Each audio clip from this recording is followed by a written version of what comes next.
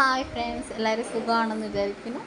അപ്പോൾ ഇന്ന് നമുക്കൊരു വ്യാഴാഴ്ചത്തെ ഒരു വ്ളോഗ് നോക്കാം. അപ്പോൾ രാവിലെ എണീച്ച് ടീയൊക്കെ കുടിച്ച്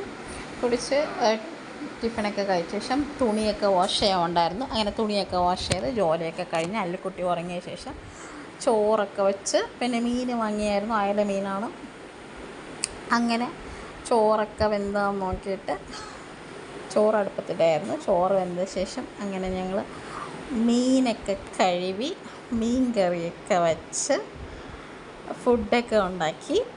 അപ്പം അല്ലിക്കുട്ടി ഉറങ്ങുന്ന സമയത്ത് ഇതൊക്കെ ചെയ്യാൻ പറ്റുള്ളൂ. അപ്പം കുടിക്കുന്ന വെള്ളമൊക്കെ അടുപ്പിലിട്ട് അങ്ങനെ ജോലിയൊക്കെ ഈസി ആയിട്ടുള്ളൊരു മീൻ കറിയാണ്. തേങ്ങയും മുളക് പൊടിയും മഞ്ഞൾപ്പൊടിയും 2 ഉള്ളിയും കരിവേപ്പിലയൊക്കെ മിക്സിയിൽ അരച്ചിട്ട്, എന്നിട്ട് പുളി പിഴിഞ്ഞ് ഒഴിച്ച് പച്ചമുളക് മുരിങ്ങയ്ക്ക തക്കാളിക്ക ഇട്ട് നമ്മൾ മിക്സ് ചെയ്ത് അടുപ്പിൽ വയ്ക്കുക. നല്ല ടേസ്റ്റായ ഒരു റെസിപ്പിയാണ്.